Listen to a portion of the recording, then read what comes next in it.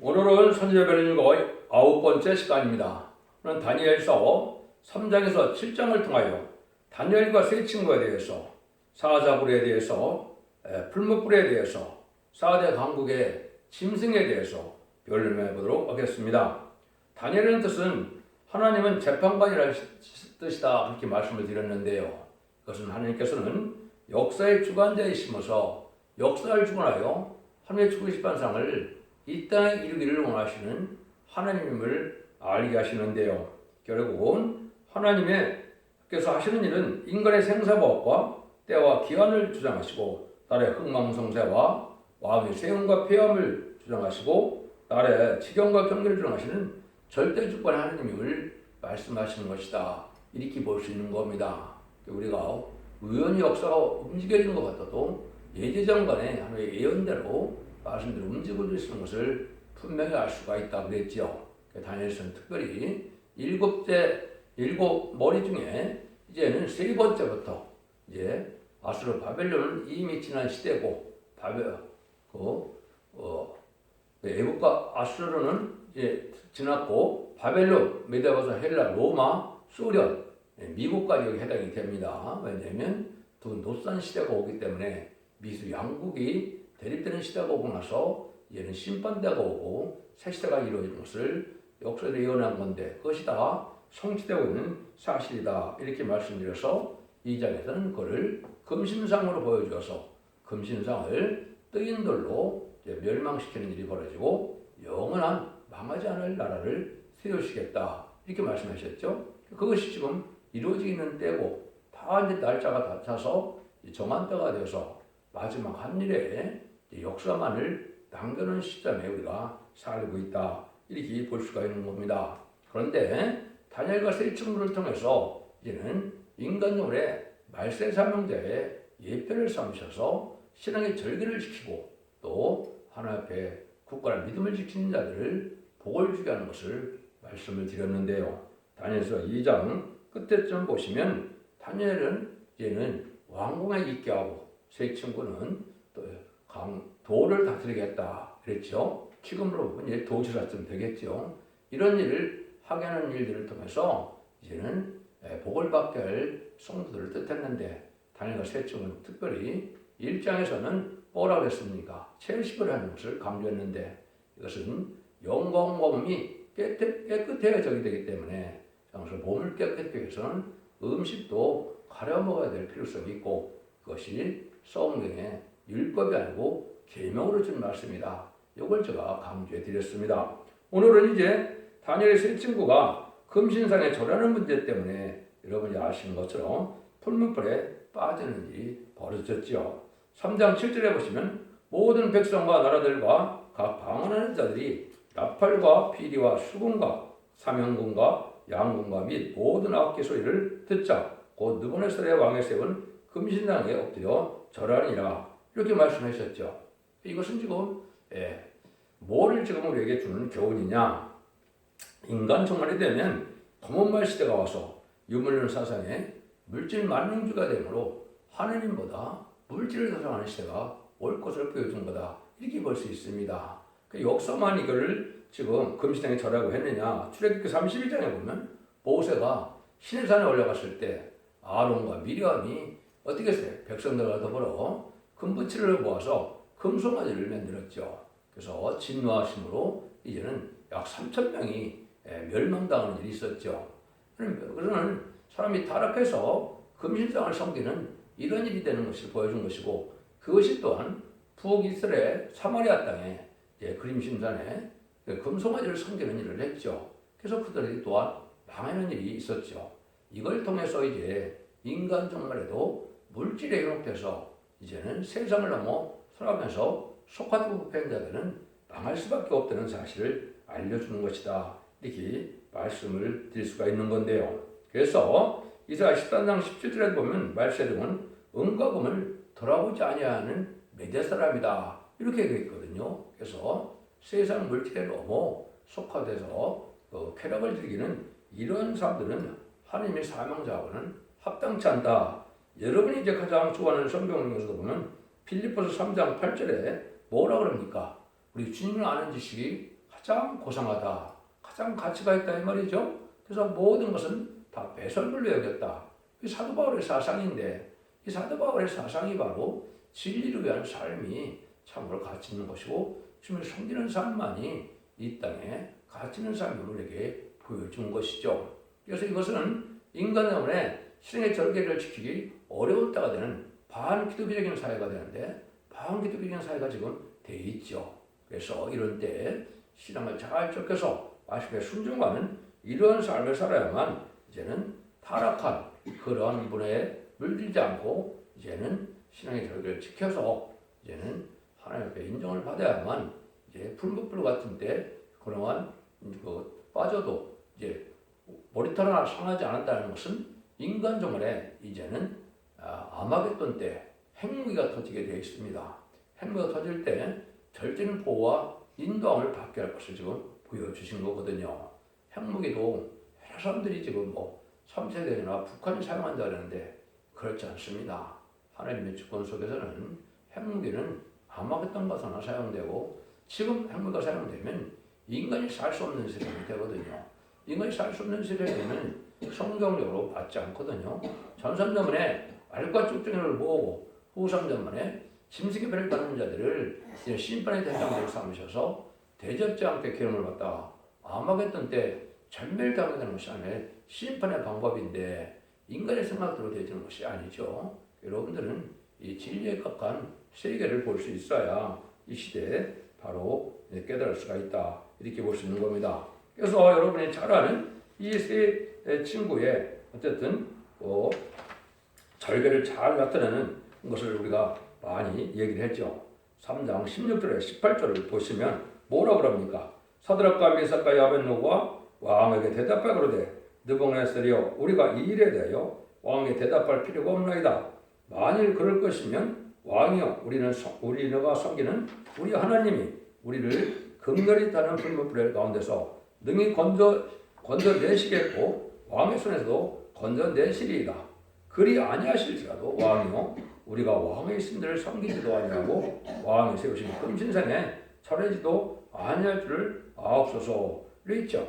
이것이 신앙의 끝까지 절개를 지키는 걸 보여준 것이죠. 그래서 우리가 하나님을 믿는 신앙이 이러한 담대한 신앙을 가져야 된다. 이렇게 볼 수 있는 거죠. 결국은 7배나 뜨거운 풀무불에 들어가게 됐죠. 풀무불에 들어가게 되니까 지금 뭐라 그럽니까? 여기요 왕이요 그래서 결박되지 않은 네 사람이 불 가운데 있다 이랬죠. 그때 한 사람은 뭐라 그래요? 넷째 모양은 신들의 아들과도 같다 그랬죠. 이게 이제 우리 주님이나 천사나 여호와의 사자가 되겠죠. 그래서 전혀 풀무불에서도 전혀 상하지 않았죠. 불이 능히 그 몸을 해하지 못하였고 머릿결도 거스르지 아니었고 고의 빛도 변하지 아니었고 불탄 냄새도 없었더라. 이렇게 얘기했죠. 그래서 이것이 이제 바로 아까 말씀드린 것처럼 북방 환란을 거쳐서 또 이제는 아마겟돈 전쟁이 오는데 이때 예비적으로 보험을 받아서 전혀 이제 상업을 받지 않는 그러한 일들을 우리에게 보여준 것이다. 이렇게 볼 수 있습니다. 그래서 우리가 이러한 절대적인 보호와 인도와 양육을 받고 또 높임을 받는 것은 이제 말세 사명자가 신앙의 절개를 지고 삶을 감당하실 때 세세 왕권의 축복을 받아서 계시록 20장 4절처럼 그리스도와 더불어 천년 동안 왕노릇하는 천년왕국의 축복을 주기 위한 하나님의 방법을 믿고 사명자들에게 시련과 연단과 고난이 오는 것은 복받게 하는 것임을 잘 생각하셔서 억만불평하지 마시고 잘 참으시면 영계가 장성되고 승리의 길로 인도를 받게 된다. 이렇게 볼 수 있는 겁니다. 그리고 이 핵무기 관련 성경들이 참 많은데요. 이거는 이제 핵무기인지를 잘 모르겠죠. 여러분들은 그 몇 군데만 소개를 하면 이사 13장 5절에 보면 진노의 병기가 온 땅을 멸한다 이렇게 얘기됐습니다. 그래서 이 하나님의 마지막으로 쓰는 진노의 병기가 이제는 핵무기인데 기록 18장 10절 이하에 보면 3번이나 1시간 안에 바벨론 성이 불탄다고 그랬죠. 그럼 결국 이게 뭡니까? 세상이 1시간에 불탈 수 있는 것은 핵무기밖에 없죠. 핵무기를 쓰게 된다. 이런 얘기거든요. 그리고 이사야 14장 23절에는 또 뭐라 그러냐? 멸망의 비로 소멸하겠다. 멸망의 비다. 이렇게 했어요. 그러니까 10명의 비로 소절해서 행무기가 수없이 터져서 다 깨끗함을 불태우고 재창조하시겠다 이 말이거든요. 이걸 우리에게 말씀하시는 건데 그런 때 상황을 뭐라 그러느냐. 이사 33장 11절 12절에 보면 너의 호흡은 불이 되고 너의 민족들은 불에 굽는 횃돌 같겠다 이렇게 했거든요. 이것도 핵무기의 망할 것을 보여준 것이다 이렇게 볼 수가 있거든요. 또 이사 54장에는 날카로운 기계다 이런 말이 나오고 근본적인 것은 에스겔서 9장 1절 2절에 보면 살육하는 기계를 가지고 5사람이 등장한다 그랬는데 5대 강국이 핵무기를 다 들고 나올 때가 인간 종말이다 이 말입니다. 근데 이게 언제 성취됐습니까? 2차 세계대전 후에 핵무기를 다 많이 보유해서 미영불수 중 5강대국이 핵무기를 다 보유하고 있죠. 이것이 이제 인간 종말인데 그때 목걸을 짠 사기가 아니라서 이게 문성동을 통하여 하나의 비밀을 전하는 일이었는데 그것이 말세의 복음운동이다. 그래서 여러분들은 그 복음운동을 지금 듣고 있는 것이고 이 복음운동으로 마지막 변론의 경고를 하시고 이 변론에 순종치 않으면 어느 누구도 심판받을 수밖에 없다는 걸 보여주는 정한 때다. 이렇게 보시면 됩니다. 4장에서는 이제 느부갓네살 왕이 두 번째 꿈을 꾸죠. 두 번째 꿈을 꾸는데 무슨 꿈을 꾸게 됩니까? 큰 나무에 대한 꿈을 꾸죠. 큰 나무에 대한 꿈을 꿨는데 그것이 막 궁금했죠. 궁금했는데 그거를 해석할 만한 사람이 없어서 또 누가 해석을 합니까? 이것은 이제 다니엘이 또 해석을 하죠. 그래서 다니엘이 뭐라고 합니까? 여기에 보면 내가 본 즉 땅의 중앙에 한 나무가 있는데 고가 높더니 그 나무가 자라서 견고해지고 그 고는 하늘에 닿았으니 땅 끝에서도 보이겠고 그 잎사귀는 아름답고 그 열매는 많아서 만민의 식물이 될 만하고 들짐승이 그늘에 있으며 공중에 나는 새는 그 가지에 깃들고 물을 흘기는 자가 거기서 식물을 얻더라. 이런 꿈을 꿨죠. 그리고 하나님이 이제 하나님의 때가 창조를 이루어서 이 드마살을 통해서 이제 어떤 일을 보여준 것이냐. 여러분 나중에 보면 어떻게 해요? 그가 이제는 비임을 당해갖고 찍힘을 당한다 이렇게 얘기하죠. 그래서 뭐라 그래요? 짐승의 마음을 받아서 7대를 지난다 이렇게 얘기했거든요. 이게 7대가 이제 마지막 한 일이 7년을 뜻하는데 이게 무슨 말이냐? 전산문에 들어가면 세상 권세의 왕은 다 소용이 없습니다. 다 살 수도 없는 또 권세도 다 깨지는 것이고 다 깨졌다가 그럼 아마겟돈 때는 다 망하고 마는 거거든요. 그래서 7년 뺏기는 살 수가 없다 이 말이거든요. 그러니까 세상 권세 받은 자들도 이제는 뭐 세상 권세를 누릴 시간도 얼마 남지 않았습니다. 아무리 누려도 전산반 후산년반 아마겟돈 때 되면 다 이제 망했는데 아마겟돈 때까지 약 7년이 남았습니다. 이 7년을 7대라 그런 겁니다. 이런 정한 때를 우리에게 또 알려주는 것이며 이걸 통해서 뭐라 그럽니까? 이제는 지극히 높으신 자가 인간나라를 다스리며 자기 뜻대로 것을 누구에게 주시며 또 지극히 천한 자로 그 위에 세우시는 줄을 알게 함이니라. 하나님의 역사의 주관됨을 우리에게 알게 한다 이렇죠. 그래서 그 가장 높았던 이런 느부갓네살 왕이 뭐라 그럽니까? 여기 사람에게서 쫓겨나서 소처럼 풀을 먹어서 먹으면 7대를 지난다. 7년 동안은 이제 말할 수 없는 세상 거자가 깨어지는 시련과 어려운 재난의 시대에 살게 될 것이다. 이 말씀을 우리에게 알려주고 있다. 이렇게 보시면 이제 여기서 주고자는 교훈이 되는데요. 문제는 이제 뭐냐면요. 여기에 큰 나무에 대한 것에 큰 의미가 있는데 이걸 여러분이 이제 마태복음과 누가복음에 읽다 보면 예수님이 이 얘기를 많이 하죠. 그래서 4번이나 나오는데 그것이 겨자씨에 대한 비유를 합니다. 그것과 연관이 있는 겁니다. 그거를 제가 좀 소개해드리면 마태복음 13장 31절 32절에 보면 또 비유를 베풀어 가라사대 청은 마치 사람이 자기 밭에 갖다 심은 겨자씨 하나를 같으니 이는 모든 씨보다 작은 것이로되 자란 후에는 나물보다 커서 나무가 되매 공중의 새들이 와서 그 가지에 깃들이니라 이렇게 했죠. 근데 아까 큰 나무가 돼서 새가 깃들이는 큰 나무가 누굽니까? 느부갓네살 왕이죠. 왕을 뜻한 것입니다. 그러니까 나무는 성경에 대부분 사람을 뜻하는데 여기 큰 나무는 큰 권세 받은 왕을 뜻한다 이 말이거든요. 근데 공중에 새들이 와서 깃들이는 그 나무에 대한 해석을 지금 하시는 건데 아까 보면 그것이 느부갓네살 왕이다 이랬죠. 근데 예수님이 마태복음 17장 20절에 또 이렇게 말씀하세요. 가라사대 너희 믿음이 적은 영혼이라 진실로 너에게 이르노니 너희가 만일 한 겨자씨만큼만 있으면 이 산을 명하여 저기로 옮기라 해도 옮길 것이요 또 너희가 못할 것이 없으리라. 또 겨자씨 얘기를 하시죠. 여기에 뭘 뜻하느냐? 이 겨자씨는 작은 믿음이라고 그런 표현을 했지만 이것은 이제 일곱 영을 받게 되고 신분과 소명을 받게 돼서 하나님 앞에 성령을 늦은비 성령을 받게 될 때를 얘기한 겁니다. 그래서 이것을 보면 하나님 보좌 앞에 이제는 뭐가 있다고 했어요? 기록 4장 5절에 보면 일곱 등불을 켠 것이 있는데 일곱 영이다라고 그랬죠. 그 성령을 받게 되면 아주 가장 작은 씨, 겨자씨만은 그런 성령이 들어오게 됩니다.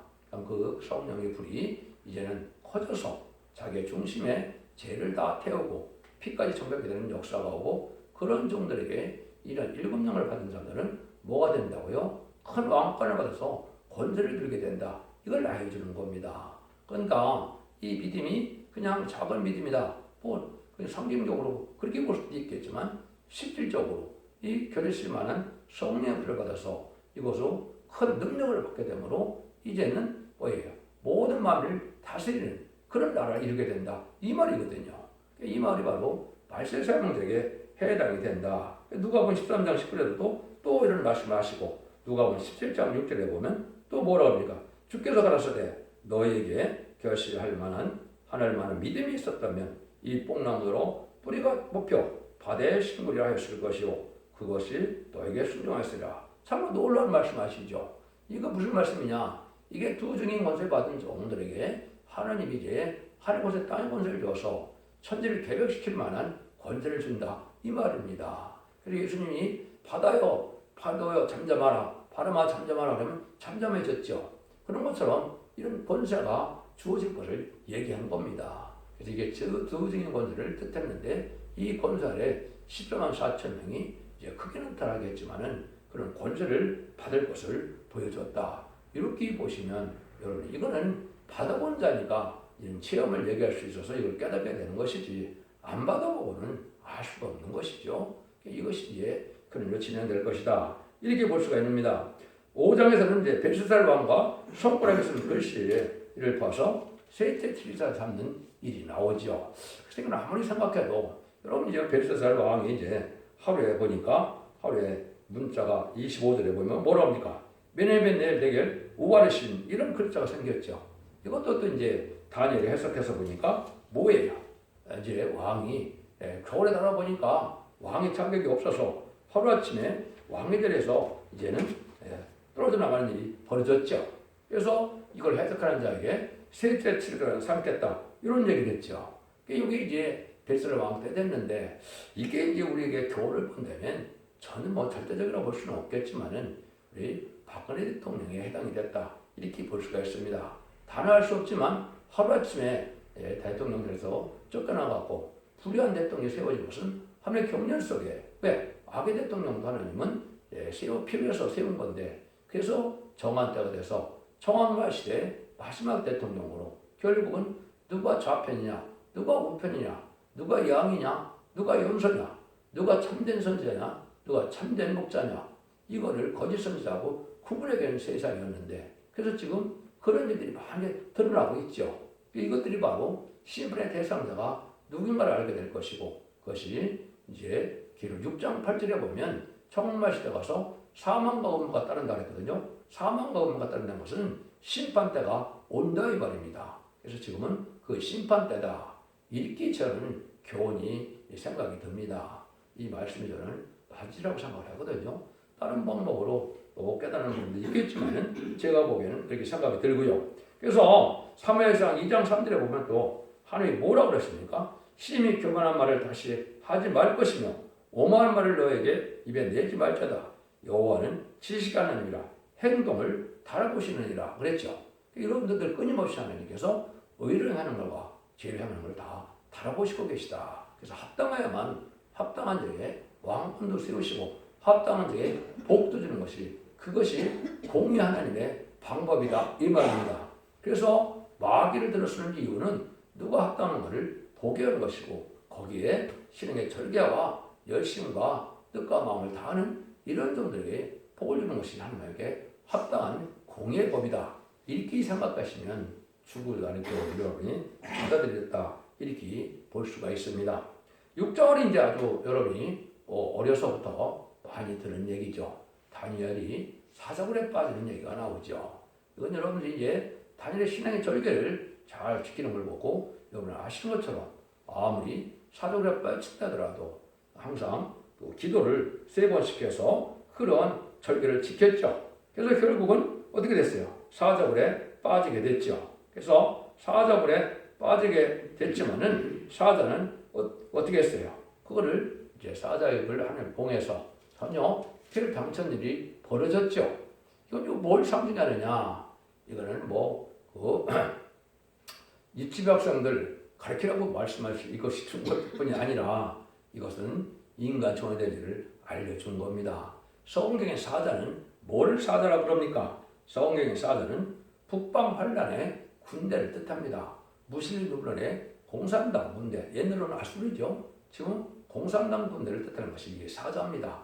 그 성경들을 몇 군데를 제가 소개해드리면 먼저 이사 5장 29절에 보면 그 부르짖는 것은 암사자 같을 것이요 그 소리 지름은 어린 사자들과 같을 것이라 그들이 부르짖으며 물건을 움켜 영역시 가져가도 건질 자가 없으리로다. 그래서 북방사자는 아주 약탈자라 이 말입니다.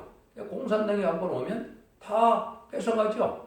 이게 사자가 공산당입니다. 그래서 이사 30장 6절에 보면 남방짐승에 관한 경고라 사신들이 그 재물을 어린 나귀 등에 싣고 그 보물을 약대 재물 안정에 얹고 암사자와 숙사자와 독사와 및 나라되는 불법이나 위험하고 공무한 땅을 지나 자기 무에게 무익한 민족에로 갔으니 이런 말을 보면 여기서 암사자와 수사자가 나오죠. 이것이 공산당 북방 환란이 올 때 그들의 세력을 암사자, 수사자 이렇게 표현한 겁니다. 이것이 또 하나님께서 공산당의 세력의 환란을 뜻한 것이고 공산당은 심판을 일으켜서 심판에 대한 도구로 환란을 일으키는 도구를 사용될 것을 예정하신 것이다. 이렇게 볼 수 있습니다. 이거를 또 아주 실감나게 표현한 것은 나홈서 2장 11절, 12절입니다.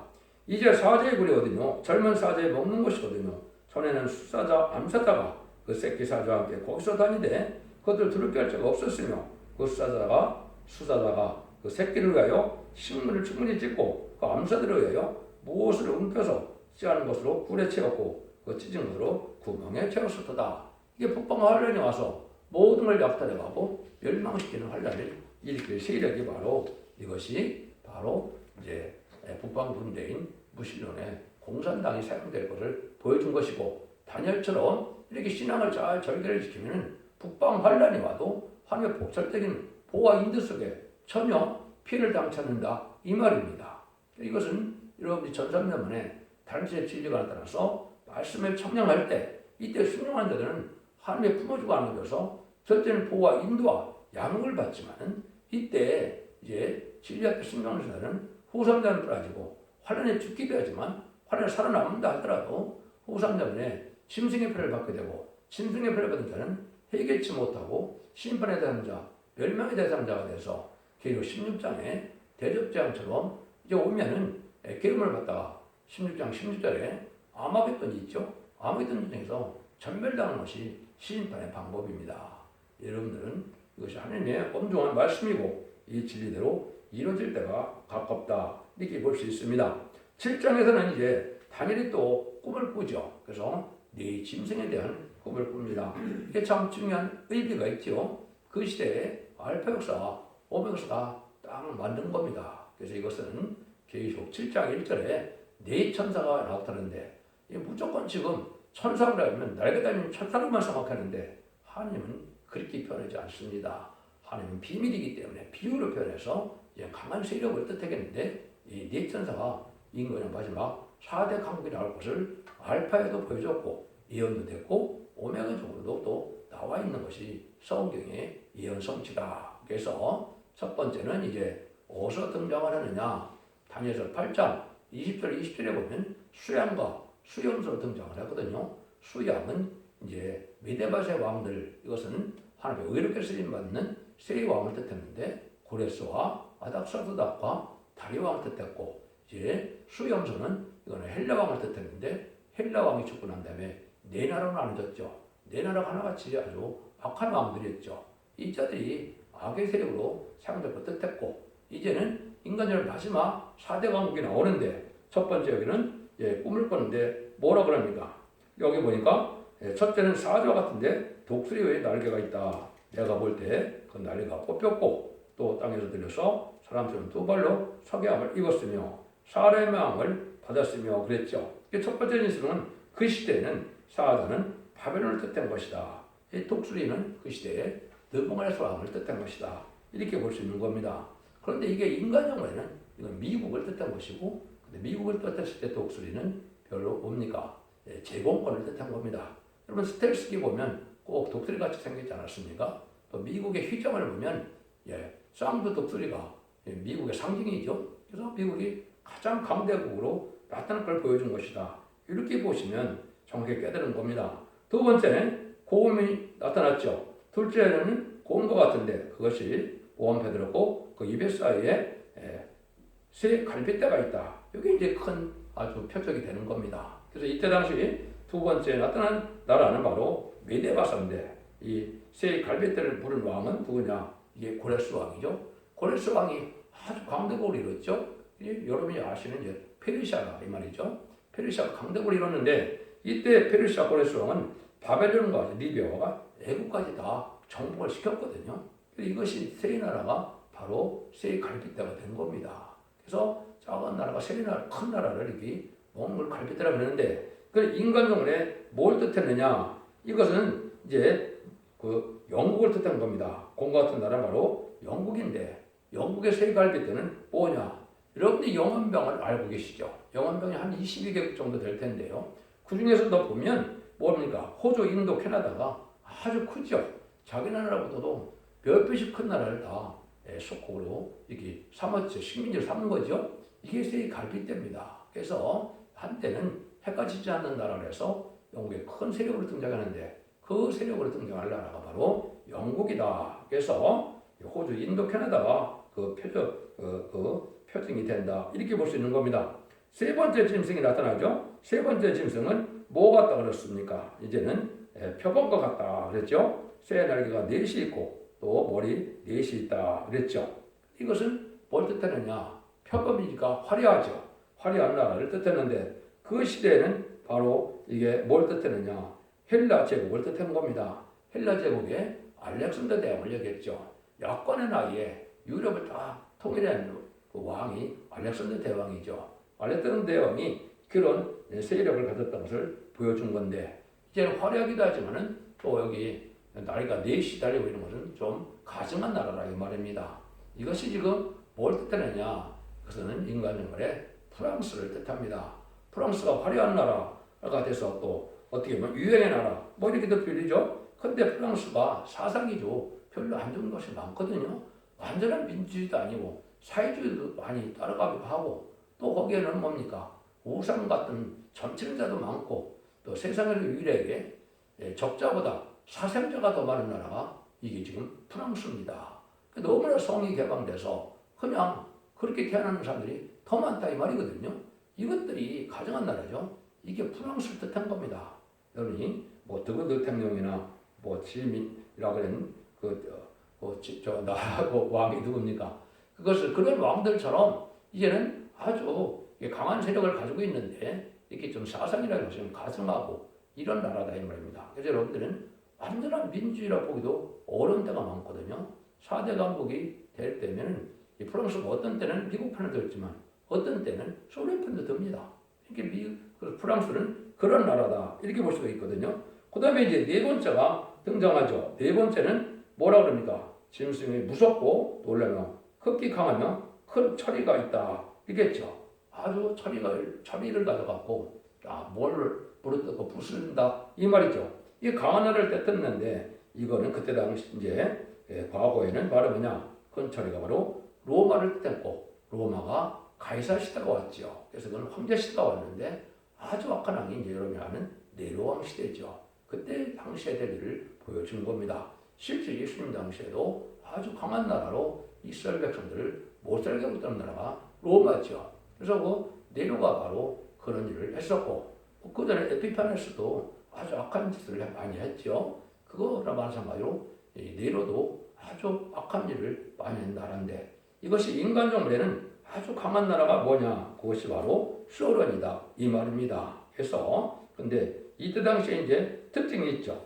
여러분 이걸 좀 잘 알아야 돼요. 이게 7째 벌인데 10벌이 있다 이 말이죠.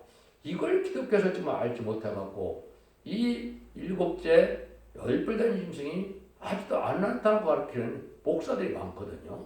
이거는 이미 106년 전에 1917년 복수혁명 때 소련이 등장해서 1970년 4월 30일 베트남 전쟁 때 이미 10나라가 위성국으로 완성이 된 시대거든요.